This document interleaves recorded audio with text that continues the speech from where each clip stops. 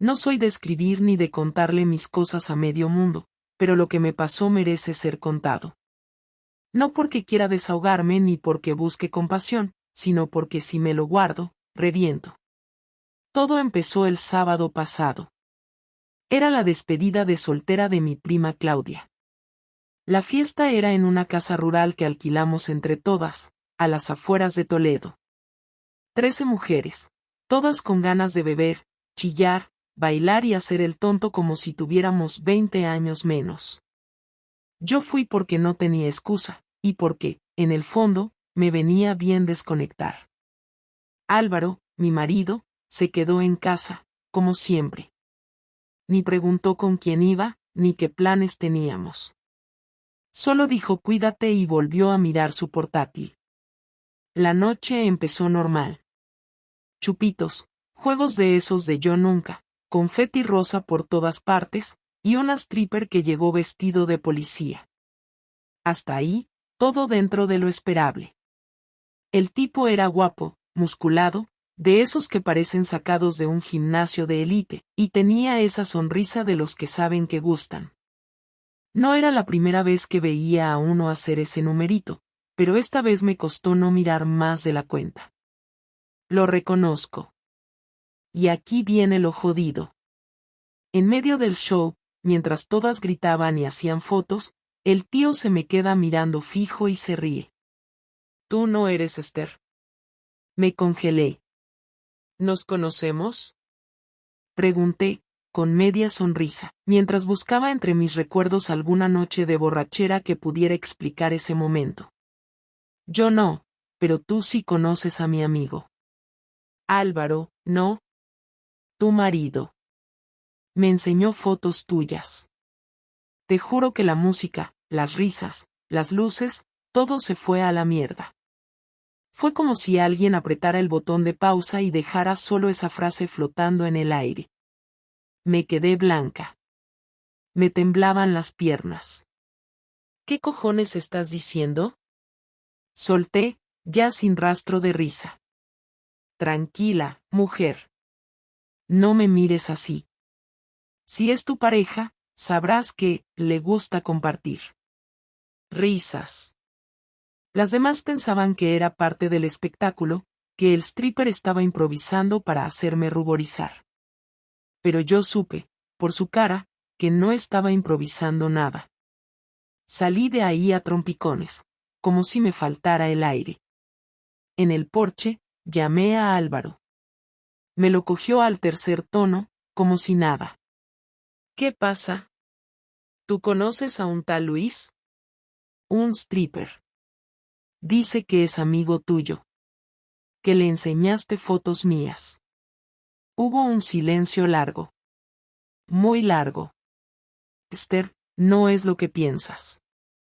¿Entonces qué es? No respondió. Colgó. Y ahí lo supe. Lo supe como se saben esas cosas que no hace falta comprobar. No sé si fue rabia, humillación, tristeza o todo junto. Lo único que tenía claro era que algo se había roto. Que mi marido, el hombre con el que compartía cama desde hacía casi una década, hablaba de mí con un tipo que se desnudaba para otras mujeres. Y que lo hacía con orgullo, como si yo fuera un trofeo, una anécdota sucia para entretenerse. No dormí esa noche. Volví a casa con la cara descompuesta y las tripas revueltas. Entré, lo vi en el sofá, y ni levantó la vista. Tenemos que hablar, le dije. Y eso fue solo el principio. Volver a casa después de aquella noche fue como regresar a un sitio que ya no me pertenecía, y no lo digo en sentido dramático, sino literal, porque cada cosa que veía me devolvía la imagen de alguien que ya no entendía. Álvaro seguía sentado en el sofá, con el portátil abierto, como si no acabara de dejarme en ridículo delante de una docena de mujeres. No me preguntó cómo me fue, no me miró, no fingió. Yo tenía el corazón acelerado, el estómago revuelto y los ojos secos de tanto apretar para no llorar en el coche. Cerré la puerta despacio, caminé hasta el salón y me paré delante de él. Su mirada se quedó clavada en la pantalla durante unos segundos más, como si de verdad creyera que podía ignorarme otra vez, pero al final, suspiró, cerró el portátil y lo dejó a un lado con una lentitud que me puso aún más nerviosa. ¿Qué coño fue eso? Pregunté, sin rodeos, sin suavizar, porque ya no había nada que suavizar. Él se encogió de hombros y se frotó la cara con las dos manos, como si estuviera agotado. No es lo que piensas, Esther. Ah, no. ¿Entonces qué es? ¿Una campaña de marketing? ¿Le das mis fotos a un tío que se desnuda para despedidas porque, qué? ¿Porque le hacía falta practicar con caras conocidas? Se levantó, caminó hasta la cocina, abrió la nevera y sacó una cerveza. Ni siquiera me ofreció una, y eso me cabreó más que todo lo demás. Se apoyó en la encimera y me miró con esa cara que pone cuando quiere que parezca que él es la víctima. Hace meses que no tenemos nada. Ni sexo, ni conversaciones decentes, ni planes. Solo compartimos facturas y cama. Y ni eso, porque últimamente ni me tocas. ¿Y eso te da derecho a traicionarme? ¿A exponerme como si fuera un objeto? ¿A tratarme como un puto trofeo para tus amigos? No es eso, dijo, mirando el suelo. Empezó como una conversación de bar. Hablábamos de nuestras parejas, de cómo se había apagado todo, y él me preguntó si alguna vez había pensado en abrir la relación. Y no sé, se me fue de las manos. ¿Y por qué no lo hablaste conmigo primero? ¿Por qué no dijiste, oye, esto no va bien, tenemos que hacer algo? Porque sabía que ibas a reaccionar así, contestó, alzando un poco la voz por primera vez. Siempre haces lo mismo. Cuando algo no te gusta, te cierras. Me hace sentir como si todo lo que propongo fuera una ofensa personal. Me quedé quieta. No porque me convenciera, sino porque necesitaba entender si lo que acababa de escuchar era real. Álvaro no solo había hablado de mí con otro hombre, sino que, en algún momento, decidió cruzar esa línea sin pensar que tal vez yo merecía una explicación antes de convertirme en conversación de vestuario.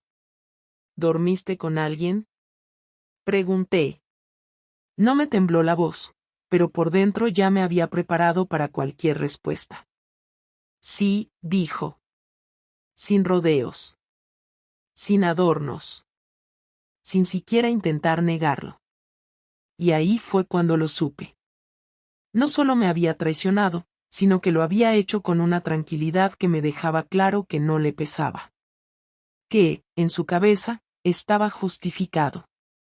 Que para él, esto era simplemente una consecuencia lógica de un matrimonio que ya no funcionaba. Me apoyé en la pared porque sentí que necesitaba algo físico que me sostuviera. No era tristeza, era otra cosa. Era una mezcla de decepción y vergüenza por no haberlo visto venir. O peor, por haberlo visto y no haber hecho nada. ¿Cuántas veces? No lo sé.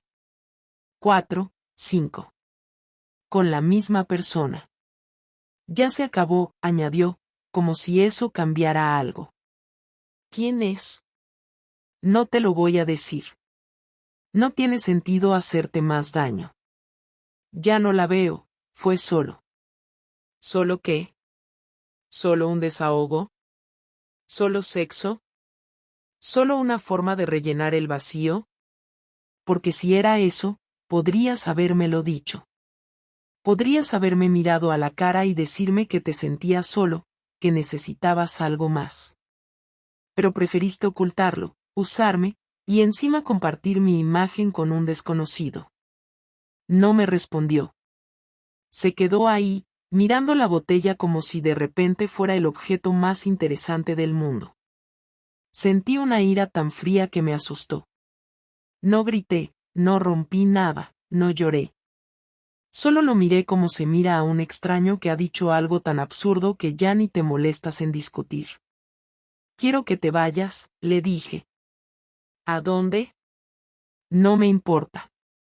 Esta casa no va a ser un lugar donde conviva con alguien que me ha humillado. También es mi casa, respondió, cruzando los brazos. Pues duerme en el sofá, en el coche o en casa de tu amante, me da igual. Pero no quiero que me hables, no quiero que me mires, y no quiero fingir que esto se puede arreglar. Porque no se puede. Subí a nuestra habitación, cerré la puerta, me senté en la cama y ahí, por fin, lloré.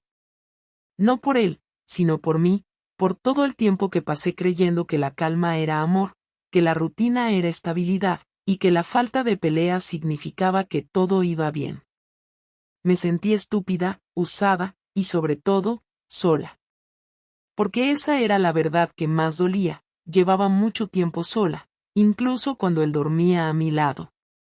A la mañana siguiente no hubo silencios largos ni miradas esquivas, porque Álvaro decidió que era el momento de hablar, no para arreglar nada, sino para imponer su versión de lo ocurrido. Entró en la habitación sin llamar, se sentó en la silla frente al armario y empezó a hablar como si estuviéramos en una reunión de trabajo, con ese tono controlado que siempre usa cuando quiere tener razón sin levantar la voz. Dijo que había pasado la noche pensando, que lo suyo no había sido una traición sino una consecuencia, que llevaba meses sintiéndose rechazado, invisible, inútil como marido, y que cualquier persona en su situación habría acabado buscando fuera lo que ya no encontraba en casa. Yo lo escuché sentada en la cama, sin interrumpirlo, porque por primera vez no me daba rabia lo que decía, sino la tranquilidad con la que lo decía, como si todo aquello estuviera perfectamente razonado y yo solo tuviera que aceptarlo. No voy a pedirte perdón por algo que los dos provocamos, concluyó. Lo único que lamento es que te enteraras así. Eso fue lo que me empujó a hablar, no por orgullo, sino porque ya no tenía nada que proteger.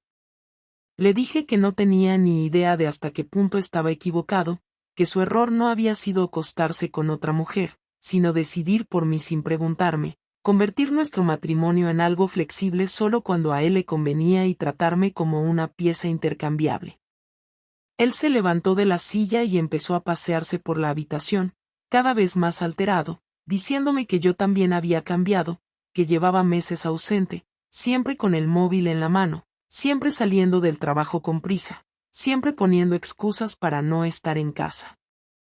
No gritaba, pero apretaba los dientes, y esa forma de hablar suya era incluso peor.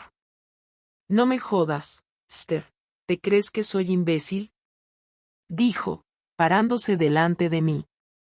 ¿De verdad piensas que no me di cuenta de que algo pasaba contigo? Sentí un golpe seco en el pecho. No porque me sorprendiera, sino porque supe que ya no había marcha atrás.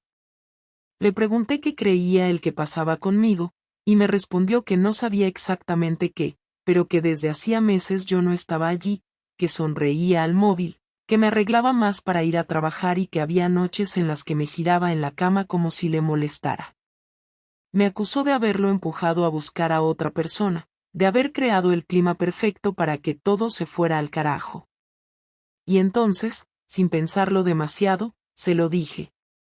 Yo también estuve con otra persona. No levanté la voz ni busqué dramatismo, porque no hacía falta. Álvaro se quedó quieto, como si no hubiera entendido bien la frase, y me pidió que lo repitiera. Se lo repetí despacio, mirándolo a los ojos, y noté cómo se le tensaba la mandíbula.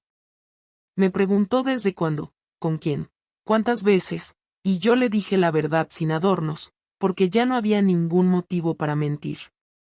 Le hablé de Sergio, del trabajo, de cómo empezó todo sin planes ni promesas, de cómo se convirtió en algo físico sin que yo lo buscara conscientemente, y de cómo, a diferencia de él, yo no había tenido el valor de justificarlo con discursos elaborados.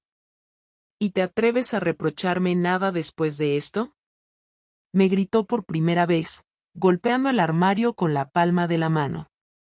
¿Te atreves a hacerte la víctima cuando estabas follándote a otro? No me hago la víctima, respondí. Te estoy diciendo que los dos cruzamos una línea, pero no de la misma manera. Yo no te expuse, no te convertí en una anécdota para mis amigas, no decidí por ti lo que era aceptable dentro de nuestro matrimonio. Se acercó tanto que tuve que levantar la cabeza para mirarlo. Me dijo que yo era igual o peor, que al menos él no se había enamorado, que lo mío era emocional además de físico, que llevaba meses mintiendo cada día al volver a casa. Me dijo que lo había traicionado primero, que su error había sido una respuesta, no una causa. Lo escuché sin apartar la mirada, porque necesitaba que entendiera algo muy concreto. No estoy diciendo que yo haya hecho bien, le dije. Estoy diciendo que esto no tiene arreglo. Y cuanto antes lo aceptes, menos daño nos haremos. Eso fue lo que más le dolió, no la infidelidad, sino la certeza de que yo ya no estaba dispuesta a luchar por algo que llevaba roto demasiado tiempo. Se sentó en la cama, se pasó las manos por el pelo y me preguntó si quería separarme. No respondió a ninguna de mis preguntas anteriores, no pidió explicaciones adicionales, solo quiso saber si ese era el final. Le dije que no lo sabía todavía, que necesitaba tiempo para pensar, pero que no podía seguir viviendo bajo el mismo techo fingiendo normalidad. Me respondió que no pensaba irse, que no iba a pagar él solo las consecuencias, y que si yo había decidido destrozarlo todo, tendría que asumirlo delante de todo el mundo. No voy a protegerte, me dijo. Ni en el trabajo, ni con tu familia, ni con nadie. Si esto se acaba con todo. No contesté. No porque me diera miedo, sino porque en ese momento entendí que Álvaro no estaba buscando una solución, sino una forma de castigarme. Y esa fue la primera vez que sentí algo muy parecido al miedo, no por lo que pudiera decir o hacer en ese instante, sino por lo que vendría después, cuando el orgullo herido se convirtiera en acciones. Me levanté, cogí ropa del armario y me fui a duchar, dejándolo solo en la habitación. Mientras el agua caía, pensé que esa conversación no había sido un cierre, sino el inicio de algo mucho más feo, algo que ninguno de los dos estaba preparado para manejar con dignidad. Las cosas no tardaron en volverse más desagradables de lo que imaginaba. No pasaron ni 48 horas desde aquella conversación en la habitación cuando Álvaro empezó con lo que él consideraba su forma de defenderse. Lo primero fue llamar a sus padres y contarles que yo lo había engañado con un compañero de trabajo, omitiendo convenientemente todo lo que él había hecho antes. Me enteré porque su madre me llamó con ese tono pasivo-agresivo que siempre usaba cuando quería parecer razonable pero solo quería escupir veneno. Me dijo que esperaba que esto no fuera cierto, que yo siempre le había parecido una buena chica, que qué pena que me hubiera metido en cosas de ese estilo. No me molesté en explicarle nada, porque ya sabía cómo funcionaba esa familia. Para ellos Álvaro era el hijo perfecto y todo lo malo venía siempre de fuera. Me limité a colgarle sin decirle nada, sabiendo que cualquier palabra que saliera de mi boca solo iba a alimentar su narrativa de mujer desagradecida. Después siguieron los mensajes a mis amigas, empezando por Sandra, con la que había salido a tomar algo un par de veces en los últimos meses. Álvaro le mandó una nota de voz de 2 minutos diciéndole que tuviera cuidado conmigo, que ahora sabía que no era tan inocente como aparentaba, que estaba claro que en esas noches de chicas pasaban muchas más cosas de las que yo contaba. Sandra me lo reenvió enseguida, indignada, y yo le pedí que no le contestara. Lo que Álvaro quería era provocar, desgastar, empujarme a reaccionar para tener más excusas para victimizarse. Lo entendí tan claro que me dio hasta rabia no haberlo visto antes. Pero lo peor no fue eso. Lo peor fue lo que hizo con mis cosas. Un sábado por la mañana, mientras yo había salido a hacer la compra, volvió a la casa y se metió en el dormitorio, sacó varias cajas que tenía guardadas con mis cosas personales, cartas viejas, fotos, un par de diarios de cuando tenía 20 años, y las puso todas en el salón, abiertas, como si fuera una exposición. Cuando entré con las bolsas, lo vi sentado en el sofá, revisando mis papeles como si tuviera derecho a ello, con una taza de café en la mano y esa cara de satisfacción que le sale cuando cree que está por encima. No sabía que te habías acostado con tu jefe en tu primer trabajo, me dijo sin mirarme. Aquí lo pones, fue una estupidez, pero me sentí deseada. Muy poético. Le pedí que lo guardara todo, que dejara de tocar mis cosas, que no tenía ningún derecho a violar mi privacidad. Él respondió que si yo había roto el respeto en nuestra relación, él no tenía por qué respetar nada. Le dije que si no paraba iba a llamar a la policía, y me dijo que si hacía eso, él iba a contarle a todo mi entorno cada detalle de lo que había leído. Que si no quería que mis padres supieran que a los 22 años tuve un aborto, mejor que me callara. En ese momento supe que se había cruzado una línea que ya no tenía retorno, que su objetivo no era salvar nada, sino arrastrarme con él al mismo nivel de mierda en el que él se sentía cómodo. Esa misma tarde me fui a casa de Lucía, una amiga del trabajo que vivía sola. Me ofreció quedarme con ella unos días sin hacer demasiadas preguntas, solo dijo que ya había intuido que algo no iba bien y que no me preocupara por nada. No llevé mucho, solo lo justo para salir del paso, porque en el fondo todavía creía que todo esto iba a parar, que Álvaro se iba a calmar y que íbamos a poder hablar con una mínima madurez. Pero no fue así. Al día siguiente me llegó una notificación en mi móvil, él había cambiado todas las contraseñas de nuestras cuentas compartidas, incluida la del banco donde teníamos los ahorros. Me bloqueó el acceso sin decirme nada. Cuando lo llamé, no contestó. Cuando le escribí para decirle que no tenía sentido actuar así, me respondió con un solo mensaje: todo lo que hay ahí es fruto de mi trabajo, tú ya hiciste tus elecciones. No lo podía creer. Vivimos casi una década compartiendo gastos, construyendo una vida juntos, y ahora me estaba dejando sin acceso al dinero como castigo, como si yo fuera una niña malcriada que debía ser corregida.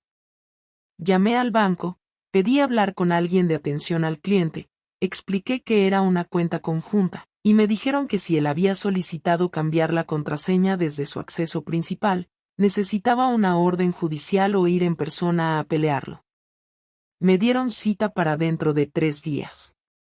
Durante esos días, tuve que pedirle a Lucía que me prestara dinero para comprar comida, y aunque lo hizo sin dudar, sentí una vergüenza tan profunda que me ardía por dentro. Nunca pensé que Álvaro pudiera ser ese tipo de persona. Me equivoqué completamente. La gota final fue cuando recibí un correo anónimo desde una cuenta nueva. No tenía asunto. Solo decía: dile a Sergio que tenga cuidado con su coche. No necesitaba pruebas para saber que había sido Álvaro. No por el contenido, sino por el tono, por la forma pasivo-agresiva en que siempre actuaba cuando quería joder a alguien sin ensuciarse las manos. No respondí. Llamé a Sergio y le conté todo. Él me dijo que no me preocupara, que si pasaba algo iría a denunciar, pero que por ahora mejor mantener distancia. Y eso hicimos. Dejamos de escribirnos, dejamos de vernos, dejamos de hablar. Fue una pausa forzada, no porque se hubiera acabado lo nuestro, sino porque yo ya tenía suficiente mierda encima como para seguir arrastrándolo a él en esto. Y aún así, en medio de todo ese caos, no lloré. No por falta de ganas, sino porque algo en mí se había endurecido. Era como si ya no pudiera sentir tristeza, solo rabia y una necesidad urgente de recuperar el control, aunque fuera por partes pequeñas. Sabía que Álvaro no iba a detenerse solo. Que su venganza acababa de empezar. No hubo una conversación formal donde él dijera que pensaba vengarse, pero estaba claro en cada gesto. No era una reacción impulsiva ni un estallido de furia de una noche, era un plan deliberado que iba tomando forma día tras día. Una semana después de irme de casa, me enteré de que había enviado un correo a Recursos Humanos en mi trabajo. El mensaje, redactado como si fuera un ciudadano preocupado por la reputación de la empresa, incluía detalles sobre mi relación con Sergio y sugería que podía haber conflicto de intereses. No incluía pruebas, solo insinuaciones, pero las suficientes como para que me llamaran desde dirección para una reunión de aclaración. Yo ya sabía que él era capaz de ser mezquino, pero nunca pensé que llegaría a intentar poner en riesgo mi trabajo, porque sabía lo que significaba para mí, lo que me costó construir esa posición. Me senté en esa reunión con dos superiores que tenían la misma cara incómoda de quienes no quieren meterse pero tienen que hacerlo. Me hicieron las preguntas básicas: si la relación existía, si había sido paralela al trabajo, si había afectado el rendimiento o el clima laboral. Respondí con la verdad, sin ocultar nada, pero dejando claro que en ningún momento hubo trato de favor ni situaciones inadecuadas en horario laboral. Al final, no me sancionaron, pero me pidieron que si la relación continuaba, informara de forma oficial para evitar problemas a futuro. Salí de ahí con una mezcla de alivio y rabia contenida que solo pude calmar escribiendo todo lo que Álvaro había hecho en una carpeta privada, porque sentí que iba a necesitar pruebas de todo, por si esto se salía aún más de control. Mientras tanto, mis padres, que vivían en Zaragoza, comenzaron a llamarme con más frecuencia, no para saber cómo estaba, sino porque Álvaro les había escrito directamente. Les envió un correo largo y muy detallado donde explicaba que yo lo había engañado, que me había ido de casa sin dar explicaciones, que llevaba meses mintiendo y que, por si fuera poco, había empezado una relación con un compañero de trabajo estando aún casada. Lo escribió con ese tono educado y falso que sabe usar también, como si fuera una crónica objetiva. Ellos, que siempre fueron más cercanos a él que a mí, no me llamaron para contrastar, me llamaron para pedir explicaciones. Mi madre empezó con su clásica frase de "nos preocupa que estés tomando decisiones sin pensar", y mi padre, que nunca se metía en nada, terminó la llamada diciendo que esperaba que no acabara arrepintiéndome de haber destruido una familia. Colgué sin decir adiós. Me temblaban las manos, no por lo que dijeron, sino porque por primera vez sentí que ya no tenía red, que estaba sola en esto, que si Álvaro seguía así, iba a conseguir aislarme de todo.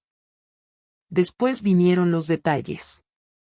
Fotos nuestras aparecieron en un perfil falso de Facebook, junto con textos que no escribí y que simulaban ser confesiones de una mujer arrepentida. Usó fotos que sacó de mi viejo disco duro, las editó, les puso filtros horribles, y les agregó frases como "lo perdí todo por una aventura estúpida" o "me acosté con mi compañero y ahora estoy sola". No tenían muchos seguidores, pero bastaba con que alguien cercano lo viera para arruinar mi reputación. Denuncié el perfil, lo borraron a los pocos días, pero la sensación de persecución ya no se iba. Lo peor no era lo que decía, era que lo hacía con calma, con método, sin perder el control. Nunca un insulto directo, nunca una amenaza explícita, siempre envuelto en frases ambiguas, correos preocupados, publicaciones sin firmar. Sabía moverse en ese terreno. Sabía cómo manchar sin dejar huella. Durante esos días me sentí cada vez más encerrada. Volvía del trabajo con miedo de encontrarme con algo nuevo, una carta en el buzón, una nota bajo la puerta, un mensaje en el móvil. No eran cosas grandes, eran pequeñas piezas sueltas que poco a poco iban desgastando mi estabilidad. Un día recibí una notificación de Hacienda para revisar una declaración conjunta del año anterior. Otra vez Álvaro. Había escrito un anexo diciendo que debía revisarse porque él creía que yo había mentido en los gastos. No tenía sentido legal, pero bastó para abrir un expediente y citarme. Me pasé la tarde revisando facturas, papeles, correos, para demostrar que todo era correcto. Perdí una mañana entera en la oficina de Hacienda, solo para que al final me dijeran que no había nada irregular. Pero el daño ya estaba hecho, y Álvaro lo sabía. Intenté hablar con él una última vez. Le propuse vernos en una cafetería neutral, solo para establecer límites, poner por escrito un acuerdo mínimo de convivencia mientras se resolvía la separación. Aceptó sin poner pegas. Llegó puntual, con camisa limpia y la misma cara de siempre. Se sentó frente a mí y me escuchó sin interrumpir mientras yo explicaba que no quería seguir con este juego, que si quería ir a juicio lo haríamos, pero que era mejor para los dos resolver esto con la menor hostilidad posible. Asintió, me dijo que entendía mi posición, que lo pensaría, que iba a intentar dejarlo estar. Le creí. Al día siguiente, recibí una citación de su abogado, en la que solicitaba que yo abandonara el uso del piso hasta que se resolviera la titularidad legal, argumentando conducta desleal y deterioro emocional generado por la infidelidad. No lo hizo para ganar el caso. Lo hizo para dejar claro que él tenía la última palabra. Porque para él esto ya no iba de una ruptura, iba de castigarme por haberle quitado el control. Y fue entonces cuando lo entendí del todo. Álvaro no quería que volviéramos, no quería explicaciones, no quería justicia. Quería arruinarme en silencio, paso a paso, para que cada cosa que me doliera sirviera como bálsamo para su ego roto. Y si yo no hacía algo pronto, iba a conseguirlo. La última conversación no ocurrió en un lugar especial ni en un momento preparado, ocurrió porque ya no quedaba nada más que decir y porque ambos estábamos cansados de seguir tensando una cuerda que ya estaba rota. Fue en el despacho de un mediador familiar, una sala blanca, sin decoración, con una mesa larga y 3 sillas incómodas. Llegué antes que Álvaro y me senté mirando la puerta, no con ansiedad, sino con una sensación rara de final administrativo, como cuando firmas un documento sabiendo que después de eso no hay marcha atrás. Cuando entró, no me miró de inmediato, saludó al mediador con educación y se sentó sin quitarse la chaqueta, como si quisiera dejar claro que no pensaba quedarse más tiempo del necesario. El mediador habló primero, explicó el objetivo del encuentro, intentar llegar a un acuerdo básico sobre la separación, evitar un proceso largo y hostil, proteger a ambas partes de más desgaste. Álvaro asintió con la cabeza, yo hice lo mismo, pero ninguno de los dos parecía realmente interesado en el discurso. Cuando nos dieron la palabra, él fue el primero en hablar. Dijo que estaba dispuesto a llegar a un acuerdo económico razonable, que no quería problemas innecesarios, pero que necesitaba sentirse respetado después de todo lo que había pasado. Escuché esa frase y no reaccioné, porque ya había entendido que para él el respeto significaba obediencia, silencio y culpa permanente. Cuando llegó mi turno, dije que no buscaba venganza ni compensaciones absurdas, que solo quería cerrar este capítulo sin más humillaciones, que necesitaba estabilidad para seguir con mi vida y que estaba dispuesta a ceder en cosas materiales si eso significaba paz. El mediador nos pidió que habláramos directamente entre nosotros, sin reproches, solo para aclarar qué esperábamos del otro a partir de ese momento. Álvaro se giró hacia mí y por primera vez en semanas me miró de verdad, sin ira, sin ironía, con una expresión cansada que no le había visto antes.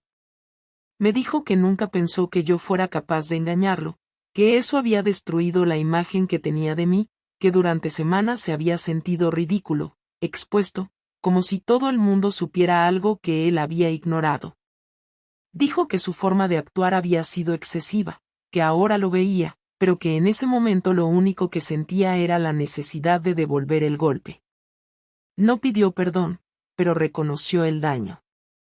No era mucho, pero era más de lo que había esperado. Cuando me tocó hablar, no le hablé de amor ni de traición, porque ya no tenía sentido. Le hablé de cansancio, de cómo me había pasado años intentando encajar en una vida que funcionaba sobre el papel pero no en la realidad, de cómo me había convencido de que estar tranquila era lo mismo que estar bien. Le dije que no lo engañé para hacerle daño, que no lo hice por desprecio, sino porque había dejado de reconocerme dentro de ese matrimonio. Le dije que no me justificaba, que sabía que había cruzado una línea, pero que su reacción había confirmado algo que llevaba tiempo intuyendo, que ya no éramos un equipo, que frente a un problema él elegía castigar en lugar de entender. Él apretó los labios y me respondió que tal vez tenía razón, que tal vez llevaba demasiado tiempo viendo el matrimonio como una estructura que debía mantenerse a toda costa, aunque por dentro estuviera vacía. Me dijo que la idea de perder el control, de no ser suficiente, lo había llevado a comportarse como alguien que no reconocía. Dijo que no esperaba que lo perdonara, pero que necesitaba saber si yo era consciente del daño que había causado. Le respondí que sí, que lo sabía, que lo había pensado muchas noches sin dormir, pero que también necesitaba que él entendiera que su venganza no lo había sanado, solo lo había dejado más solo. Hubo un silencio largo. No incómodo, simplemente definitivo. El mediador intervino para reconducir la conversación hacia lo práctico, habló de plazos, de reparto de bienes, de cuentas bancarias, de la vivienda. Álvaro aceptó desbloquear mi acceso al dinero común hasta que se resolviera todo legalmente. Acordamos vender el piso y repartir lo que quedara a partes iguales. No discutimos por los muebles ni por los libros ni por las cosas pequeñas, porque en ese momento ya no importaban. Todo se resolvió con una eficiencia fría que me sorprendió, como si los dos estuviéramos deseando acabar cuanto antes. Antes de levantarnos, Álvaro me pidió hablar un minuto más, sin el mediador.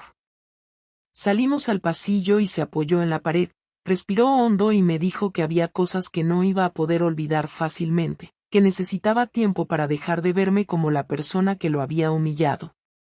Le respondí que lo entendía, que yo también iba a necesitar tiempo para dejar de verlo como alguien capaz de destruirme con calma.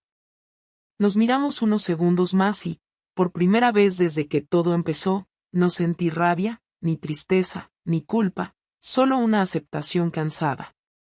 No éramos enemigos, pero tampoco éramos nada más. Espero que te vaya bien, me dijo. Yo también, respondí. No nos abrazamos. No hubo promesas de amistad futura ni frases bonitas para cerrar. Cada uno tomó un camino distinto al salir del edificio y no miramos atrás. En los días siguientes, sentí una mezcla de alivio y vacío. El ruido constante de la pelea había desaparecido y dejó un silencio extraño, al principio incómodo, luego necesario.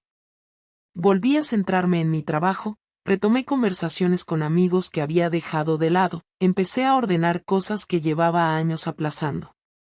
No me sentí libre de inmediato, pero sí más honesta conmigo misma.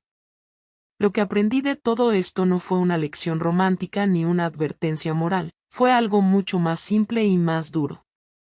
Aprendí que la indiferencia puede ser más peligrosa que el conflicto, que cuando dejas de hablar de lo que te incomoda, acabas justificando cosas que nunca pensaste hacer. Aprendí que el daño no siempre viene del error inicial, sino de cómo se gestiona después. Y aprendí que aceptar el final de algo no te convierte en una persona débil, sino en alguien que ha dejado de mentirse. Ahora vivo sola, en un piso pequeño, sin grandes planes a largo plazo. No sé qué pasará con Sergio ni con nadie más, porque ya no necesito agarrarme a nadie para sentirme completa. La historia terminó como tenía que terminar, sin finales felices ni tragedias, solo con dos personas que se rompieron y decidieron no seguir rompiéndose más.